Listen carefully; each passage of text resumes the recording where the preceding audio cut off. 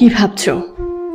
এই যে রাগ করে টেক্সট করো না, ফোন করো না, কোনো খবর নাও না, ওপাশের মানুষটা তোমার অপেক্ষা করছে, তোমাকে মিস করছে।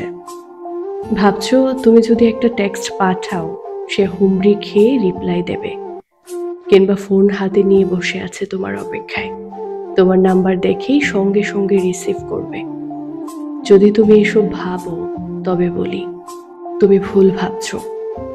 ওপাশের মানুষগুলো তোমায় মিস করে না, তোমার টেক্সটের জন্য অপেক্ষা করে না, তোমার ফোন কলের শব্দ শুনে ছুটে আসে না।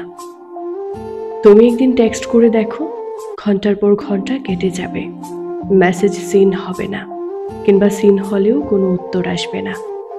তুমি যে উত্তেজনা আর ভালোবাসা নিয়ে একটা টেক্সট করেছিলে, সেই উত্তেজনাতেই হয়তো তোমার হৃদয় দপদপ করছিল, কিন্তু রিপ্লাই যদি আসে, সেটা এমন হবে যা না পড়াই ভালো। তুমি ভাববে ও হয়তো ফোন ধরবে না, ব্যস্ত থাকতে পারে, ব্যাক করবে, কিন্তু বাস্তবে দেখবে তোমার কল রিং হয়ে কেটে গেছে, বা কখনো শুনতে পাবে সেই কণ্ঠ, আপনার কলটি এই মুহূর্তে অপেক্ষামান। তুমি অপেক্ষা করবে, সে বুঝি কল ব্যাক করবে, বলবে সরি, একটু ব্যস্ত ছিলাম, রাগ করো না। কিন্তু না, সে উল্টো ধমক দিয়ে তোমাকে বলবে অযথা ডিস্টার্ব করো না তো, কাজের মধ্যে ছিলাম, আর ফোন দিও না।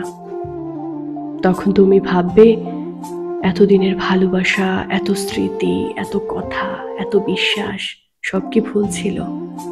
তুমি হয়তো ভাববে সে বলছিল সারা জীবন পাশে থাকবে, কোনোদিন ছেড়ে যাবে না।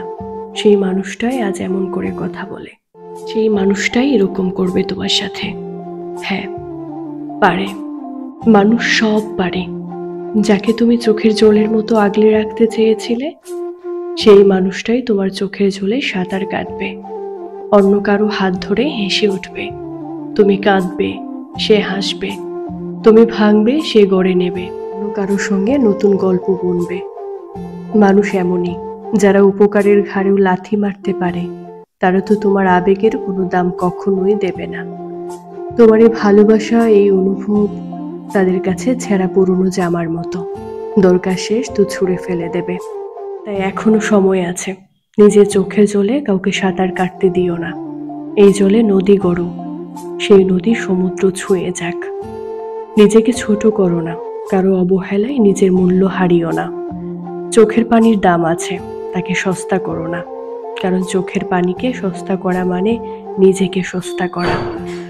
তুমি সস্তা কিছু নও, অমূল্য।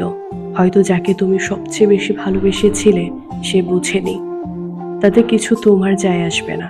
সবশেষে এই পৃথিবী কোনো একদিন তোমার মূল্য বুঝবেই। শুধু থেমে যেও না।